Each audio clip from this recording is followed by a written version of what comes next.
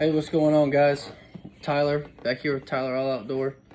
Today I want to talk to you guys a little bit about the MLF events as a boater,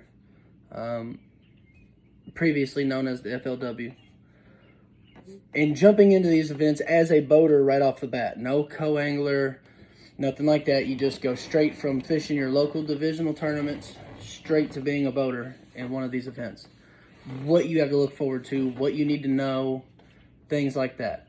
The reason I'm doing this is because when I first did this and started fishing these events, I did exactly that. I jumped from the local divisional tournaments and I jumped straight into it as a boater. I never did it as a co-angler, so I never got to see the process and see how things went and you know, kind of what to expect. I didn't know. So I searched and searched for videos of somebody trying to give me some type of information of what to look forward to, and I couldn't find anything.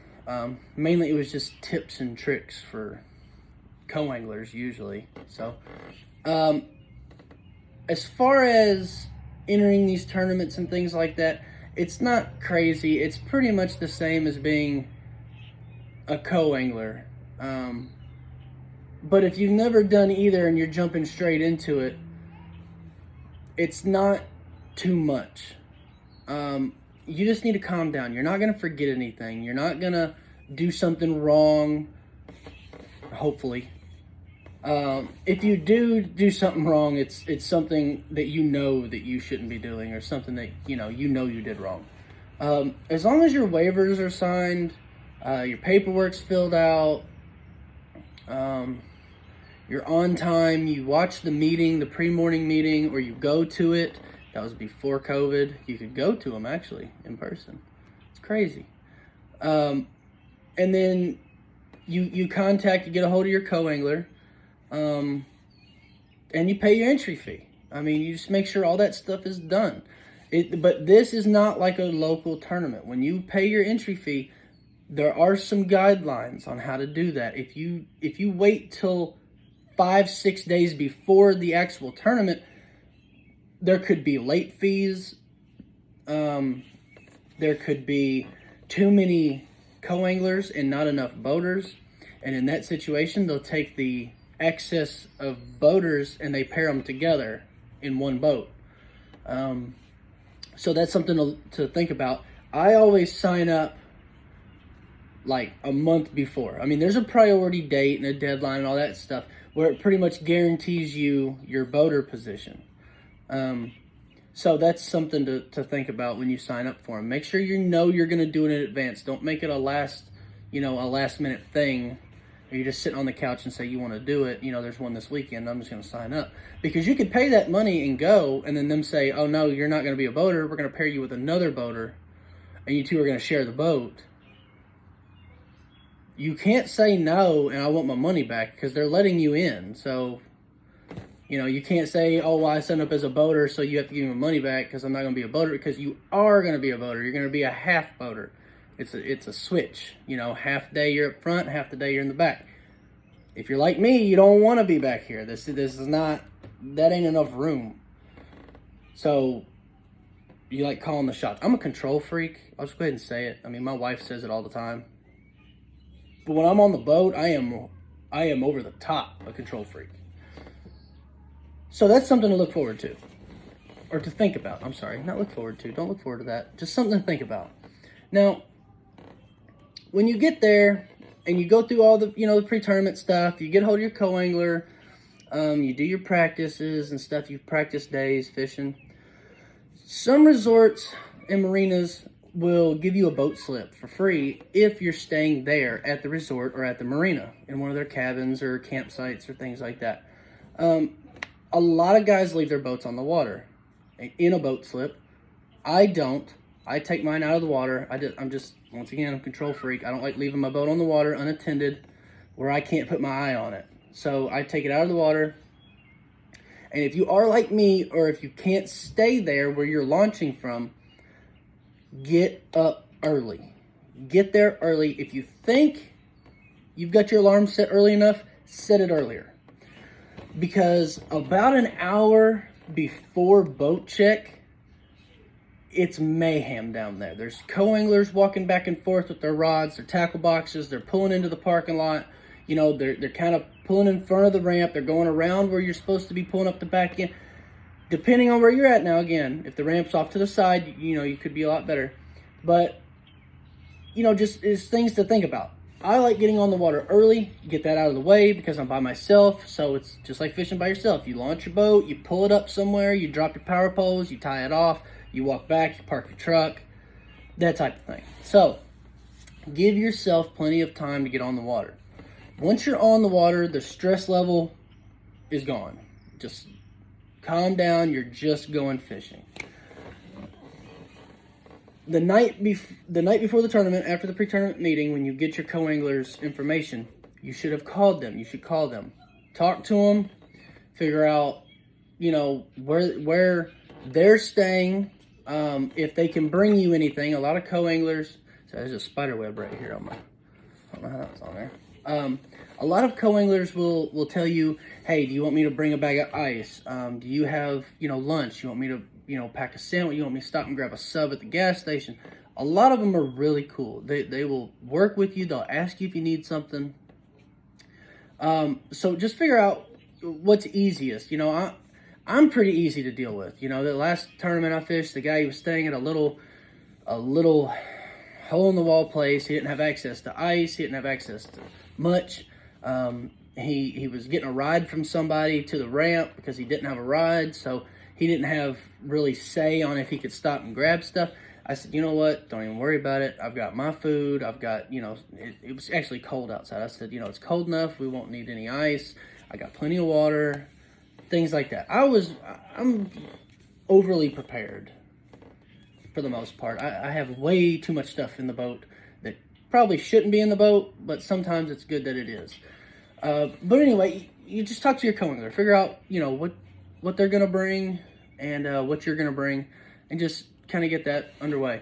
Now, a big thing that I found out was a little harder than I thought it was gonna be is finding your co-angler. You may know what they look like if you actually have the luxury of going to the meetings. You're gonna be able to see them face to face. You're gonna know what they look like. Still, when you're trying to find somebody before the sun gets up, it is hard.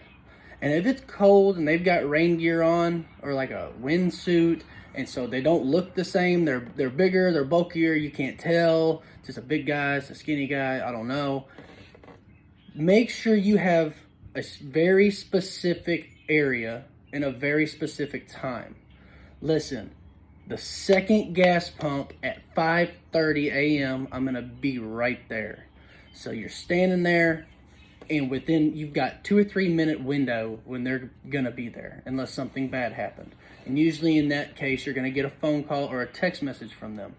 Not all marinas get service. You may get it in the parking lot, but once you're down there on the marina, you may not get service. So that's something just to set before you get to that situation. After you find your co-angler and they get in the boat and they get all their stuff settled, just relax, calm down. The only thing you got to worry about after that is boat check. And boat check is nothing. You're just idling by and you catch a little chip, buoy, marker, key fob, whatever you want to call it. They throw you something with your boat number on it as you go by. Make sure your live wells are open. I mean, this is the way it's going to work. You're going to pull up. You're going to have your live wells open. Make sure you have Make sure you have them recirculating. They want to make sure that you're pumping water in and out. They want to make sure it's working. So you've got, you know, your keel cord on. You've got your live wells open. You got it pumping. You got your, you know, your life jackets buckled. I think I might have already said that. I'm not sure. I'm rambling at this point. And drive past them. You know, when you get towards them and they see you're the next boat in line, they're going to say boat number. And you yell out what your boat number is. You know, the 102. And then they're going to turn around, say 102. They're going to yell your name. Tyler, yes. So-and-so, yes. They're going to make sure that the right people are in the right boat. They're going to throw you that little marker chip buoy thingy-mabobby with your boat number on it. They're going to tell you your check-in time, which you already know. It's on your phone. It's in your text messages. You're going to get it the night before the tournament. And then after that, you just you roll through. Sometimes they'll make you pull the kill cord, make sure the engine shuts off, that stuff. Last tournament I was in, they didn't because it was real busy. You had guys bumping into the dock and hitting stuff. Do not try to get this close to the dock where the guy's standing. You do not have to get up on that. He doesn't want to look straight down into your live well. He doesn't have to do that. They can see. They got flashlights. They can see at an angle. That's why they want both lids open. They can see across. They can see how much water's in it. You know, they'd be able to hear something sloshing around in there and see it. I see guys get this close. You can't even drop a penny between the boat and the dock. Don't do that. Guys are hitting it, knocking it loose, and it's crazy. It makes everything worse. So don't do that. But once you get past boat check, find you a spot. It's like a normal tournament. Go find you a little spot. Shut your engine off. Drop your trolling motor. Sit there. Float around. Talk to your co-angler. Get to know one another. You're going to be with each other for 8 hours. You better have something to talk about. And that's it, you know. They'll start, you know, blasting boats off out of there. And in your text message, you'll know what flight you're in. They have different flights because a lot of times they have a lot of boats. So I forget the number. I think they do 50 boat increments. Maybe it's 25 per flight. I don't know. Maybe somebody can correct me if I'm wrong. But let's say your boat like 120. You're going to be in like flight 6. The reason I know that is because last tournament I was boat 120. So I was in the 6th flight. That tournament had 8 flights because we had 220 something boats in it. So there was a lot of boats. But know which flight you're in. You're going to know which flight you're in. It's on your phone with your time, your check-in time, all that good stuff. So when you start hearing the boat numbers ahead of you in the next flight going off, go ahead and get the trolling motor up, you know, get buckled in, you know, start heading up towards the front of the pile. After that, like I said, it's just a normal tournament day. That's all it is. One thing that I knew, but I just didn't do it out of habit, is I'm used to fishing with my buddies and my friends and my dad and my son. Don't try to bounce ideas off a co-angler because they're not going to give you anything. You know, I mean, I don't know if, I still to this day don't know if, like, they went through a class that was like, hey, listen, don't say anything to your boater. Because it seems like every guy I draw, when I say something, I do it out of habit. I try to bounce ideas off of people. I mean, I know what I'm going to do in my head. You know, and a lot of times my friends give me crap for that because they say, well, if you already knew what you were going to do, why are you asking me? I don't know. I just do. But I'm used to a response. So when I ask a co-angler, I'm like, you know, I think we're over that, you know, that point over there, you know. And I'll say something like, I just feel like, you know, they're biting this today versus that. You know, what do you think? Whatever you say, boss. That's the answer I get. I'm like, that's not really what I was looking for. But what I'm saying is don't expect much from your co-angler. If you get a co-angler that's going to, you know, bounce ideas off you, roll with it. I don't know if it's against the rules. I think I mean, I know the co-angler can't tell you where to go. They can't tell you where they've been if they've been pre-fishing with somebody. But as long as it doesn't break those rules, they should be able to voice their opinion, you know. So, I mean, that's just something to think about and to know beforehand, before you get there. That's what this video is for. After that, after the day's over, you'll come back in. Usually their check boat is near the outside. Like usually if you launch from a marina, there's going to be a no-wake zone. Usually they'll be sitting out there at that no-wake zone with a big net. You know, you come in, you grab your little chippy thingy, floaty mobobby, and you yell your boat number and you toss it to him and he'll catch it in the net. And he'll, you know, then you're checked in at that point. Then you're good. You can take your time. Get up there. Some tournaments will have trailered weigh-ins. Some will have non-trailered weigh-ins. Make sure you pay attention to that because they will tell you. If it's a trailered weigh-in, put your boat on the trailer right off the bat. Just, you know, self-explanatory. If not, do not put your boat on the trailer before your fish are out of the boat. Do not. So, once again, that's something to remember when you go out there. Other than that, it's very, you know, tournament-esque. Like, it's things you've done before. You go up there, they got the big tubs, you know, little aerator balls in them. You walk up there with your fish in the bag. Actually, hold on, let me back up. I just forgot something. They give you a weigh-in bag to use. They all use the same weigh-in bag. It's a TH Marine bag. I can't believe I almost missed this. When you pull up there, whether you're trailered or non-trailered, when you're ready to get your fish out, you go up there to the weigh-in trailer.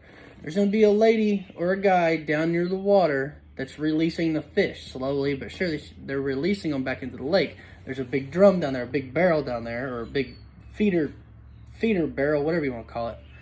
And there's bags laying on the ground there. Just walk over there, grab you one, take it back. That's your weigh bag. You go back, you're gonna fill it up with water, put your fish in it, blah blah blah, take them up there. Get to another, there'll be like a row of 4 or 5 barrels with these big hoses in them. So you stick your fish in there and drop the little aerator ball inside your bag, and you wait, and as the guys go up, you move up. You know, it's self-explanatory. You get up there, the guy will ask your boat number, you tell him your boat number, and then they'll confirm your name. You confirm your name, you dump your fish in the big sink looking majiggy.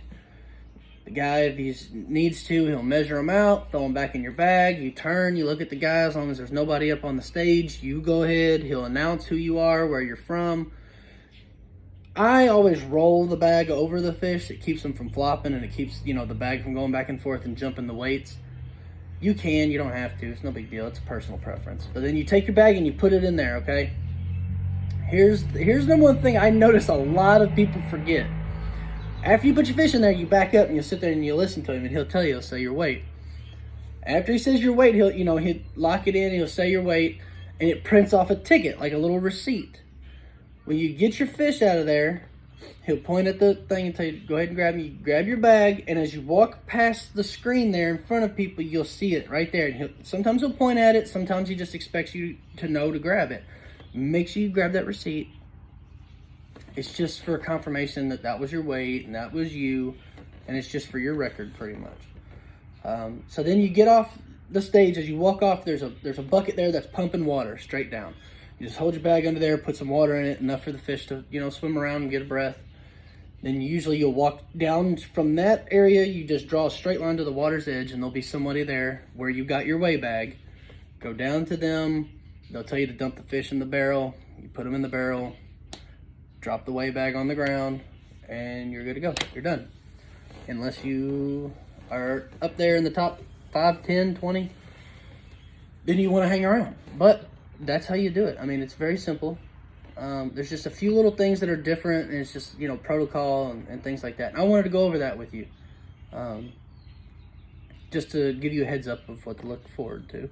If you go straight from the local divisional tournaments straight to an MLF event without being a co-angler at any point in time. So, there it is. If you have any questions, comment down below. Make sure you like, subscribe, and tell your friends. I'm trying to get more subscribers. I know it's a small channel right now. I promise my fishing videos are coming. I've got everything set up. I literally have my GoPro right behind me. I know I'm not recording on it right now, but it's set up. I've got my yellow tech stick that is supposed to be here today, but it wasn't. So when it gets in, I'm gonna hook it up on the back, and I'm gonna be able to record, and I'm gonna go fish, and I'm gonna record all day long. You guys are gonna get crazy footage, but I need people to see it. So like, subscribe, tell your friends, help me out. All right, till next time, we'll see you.